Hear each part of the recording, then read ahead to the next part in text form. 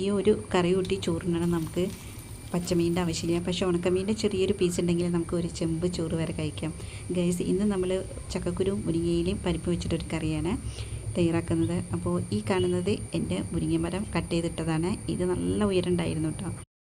എന്നിട്ട് പകുതി വെച്ച് കട്ട് ചെയ്തു. അതിനുശേഷം ഞാൻ നന്നാക്കി വെള്ളമൊഴിച്ച് അവസാനം അത് കുറേ ചില്ലകളൊക്കെ ഉണ്ടായിട്ടുണ്ട്. ഇപ്പോൾ എനിക്ക് കൈകൊണ്ട് പറിക്കാൻ പറ്റുന്ന രീതിയിലേ ഉയരമുള്ളൂ. കുറേ ഉണ്ടായിട്ടുണ്ട്. പക്ഷേ ഞാൻ കറി വെക്കാൻ വളരെ കുറച്ച് മാത്രമാണ് പൊട്ടിച്ചെടുക്കുന്നത്.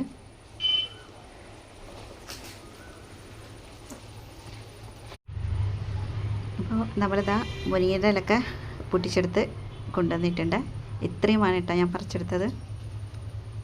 ഓക്കെ, ഇനി നമ്മൾ മുരിങ്ങയില എല്ലാം നുള്ളിയെടുക്കാൻ പോവാണ്. അതിന് മുന്നേ ഇതിൽ പ്രാണികളോ പുഴുക്കളോ ഒക്കെ ഉണ്ടെങ്കിൽ നന്നാക്കി ശ്രദ്ധിക്കാം.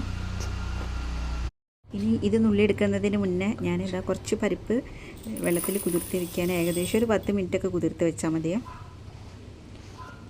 കുറച്ച് വെള്ളം ഒഴിച്ചിട്ടുണ്ട്. ഇനി ചക്കക്കുരു നന്നാക്കി എടുക്കാൻ പോവാണ്. മാക്സിമം ഞാനൊരു 12 ചക്കക്കുരു എടുത്തിട്ടുണ്ട്. നമ്മൾ ചക്കക്കുരുവിൻ്റെ 2 സൈഡും ഇങ്ങനെ ഒന്ന് കട്ട് ചെയ്ത് കൊടുക്കുക. എന്നിട്ട് തോലും കൊണ്ട് പൊളിച്ചെടുത്താൽ മതി. അപ്പോൾ പെട്ടെന്ന് നമുക്ക് ചക്കക്കുരു നന്നാക്കി എടുക്കാൻ കഴിയേ.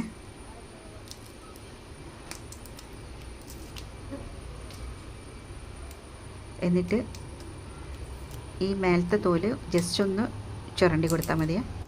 ഓവറായിട്ട് ചുരണ്ടേണ്ട ആവശ്യമില്ല കേട്ടോ. അപ്പോൾ ഇതാ ഇതുപോലെ ചെയ്തെടുത്താൽ മതി.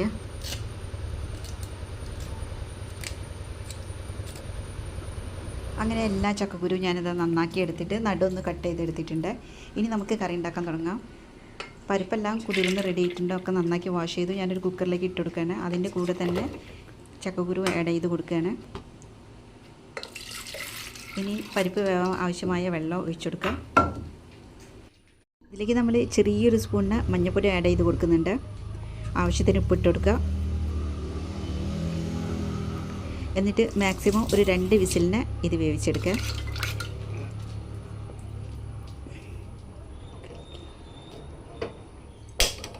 ഗ്യാസെല്ലാം കത്തിച്ചിട്ടുണ്ട്. ഞാൻ കുക്കർ അടുപ്പത്തോട്ട് വെച്ച് കൊടുക്കുകയാണ്. കുക്കർ അടിയുമ്പോഴത്തേക്ക് ഞാനത് ഒരു മുറി തേങ്ങ ചിരകി എടുത്തിട്ടുണ്ട്. അത് ഞാനൊരു മിക്സിൻ്റെ ജാറിലേക്ക് ഇട്ട് കൊടുക്കാനേ. എന്നിട്ട് നമ്മൾ ഒരു 1/4 സ്പൂണോളം നല്ല ജീരകമാണ് ആഡ് ചെയ്ത് കൊടുക്കുന്നത്. അതായത് ക്യുമിൻ സീഡ്സ്. അപ്പോൾ അത് നന്നാക്കി അടിച്ചെടുത്തിട്ടുണ്ട്. അപ്പോഴത്തേക്കും നമ്മുടെ പരിപ്പ് ഇതാ 2 വിസിലൊക്കെ കഴിഞ്ഞ് വെന്തിട്ടുണ്ട്. ഞാനൊരു വേറൊരു ചട്ടിയിലേക്ക് മാറ്റിയിട്ടുണ്ട്. ചക്കക്കുരൊക്കെ നന്നാക്കി വെന്തിട്ടുണ്ട്. ഓക്കെ, ഇനി കറിയിലേക്ക് ഞാൻ മുളക് പൊടി ആഡ് ചെയ്ത് കൊടുത്തിട്ടില്ല. ഒരു 1/4 സ്പൂണോളം മുളക് പൊടി ആഡ് ചെയ്ത് കൊടുക്കുന്നുണ്ട്. അതുപോലെ തന്നെ ഇതൊരു ടൊമാറ്റോ ആണ് ഇട്ട് കൊടുക്കുന്നത്. പിന്നെ ഒരു 2 പഴുത്ത പച്ചമുളകാണ് അത് നീളത്തിൽ കട്ട് ചെയ്ത് വെച്ചിട്ടുണ്ട്. അത് കറിയിലേക്ക് ഇട്ട് കൊടുക്കാൻ. ഇനി നമ്മൾ ഇത് ഒന്നും കൂടെ തിളപ്പിച്ചെടുക്കാൻ പോവാണ്.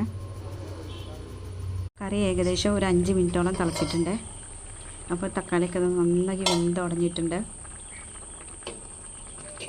നമുക്ക് ജസ്റ്റ് ഒന്ന് ഇളക്കി കൊടുക്കാം. ഇനി തേങ്ങ ആഡ് ചെയ്ത് കൊടുക്കാൻ പോവാണ്. ആയിട്ട് വെള്ളം ഒഴിക്കേണ്ട കുറച്ച് തിക്നെസ്സിലാണ് ഞാനിത് ഉണ്ടാക്കിയെടുക്കുന്നത്. ഇനി നന്നാക്കി വാഷ് ചെയ്ത മുരിങ്ങേൻ്റെ ഇലയും കൂടെ ഇതിലേക്ക് ഇട്ട് കൊടുക്കുകയാണ്. ഏകദേശം ഒരു കപ്പോളം മുരിങ്ങേൻ്റെ ഇലയാണ് എടുത്തത്. ഓക്കെ, ഒന്നുകൂടെ മിക്സ് ചെയ്ത് കൊടുക്കാം. ഉപ്പൊക്കെ ഉണ്ടോയെന്ന് ടേസ്റ്റ് ചെയ്ത് കൊടുക്കാം.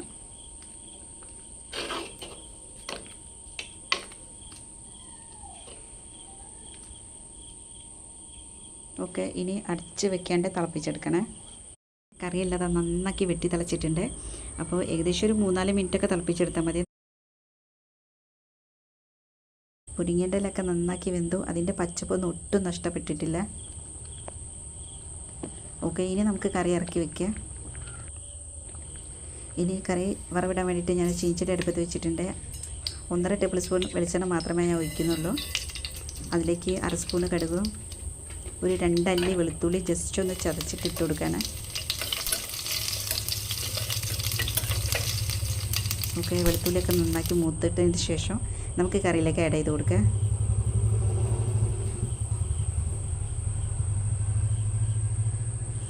അപ്പോൾ നമ്മുടെ മുരിങ്ങയിലും ചക്കക്കുരും പരിപ്പിട്ട കറി ഇവിടെ റെഡി ആയിട്ടുണ്ട്.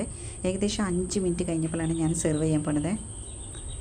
അപ്പോൾ അതാ കറി നല്ലോണം കുറുകി വന്നിട്ടുണ്ട്. ഈ കറി എപ്പോഴും നല്ല തിക്നെസ്സിലാണ് ടേസ്റ്റ് ഉണ്ടാവുക. അപ്പോൾ നമ്മളിവിടെ ലഞ്ച് കഴിക്കാൻ പോവാണ്. ചോറൊക്കെ എടുത്ത് വെച്ചിട്ടുണ്ട്. ഇതിൻ്റെ കോമ്പിനേഷന് ഒരു കഷ്ണം ഉണക്കമീനും പിന്നെ ഒരു പപ്പടം ഉണ്ടെങ്കിൽ നമുക്ക് ഒരുപാട് ചോറ് കഴിക്കാം കേട്ടോ. ഇപ്പോൾ ഞാൻ തൈര് കൂട്ടിയിട്ടാണ് ഇത് കഴിക്കുന്നത്. കുറേ കറി വെച്ചിട്ട് ചക്കക്കുരു ഉടച്ചിട്ട് ഇങ്ങനെ കഴിക്കണം കേട്ടോ. അപ്പോൾ നല്ല ടേസ്റ്റാണ്. അപ്പോൾ എല്ലാവരും ഒന്ന് ട്രൈ ചെയ്ത് നോക്കട്ടെ. ഇപ്പോൾ ചക്കേൻ്റെ സീസൺ ആയതുകൊണ്ട് തന്നെ ചക്കക്കുരൊക്കെ എല്ലാവർക്കും അവൈലബിൾ ആണ്. അപ്പോൾ ഇത്രയുള്ള തന്നെ വീഡിയോ ഇഷ്ടപ്പെട്ടുള്ളൊന്ന് ലൈക്ക് ചെയ്യാനും സബ്സ്ക്രൈബ് ചെയ്യാനും ഷെയർ ചെയ്യാനും കമൻറ്റ് ചെയ്യാനും മറക്കല്ലേ. Thank you.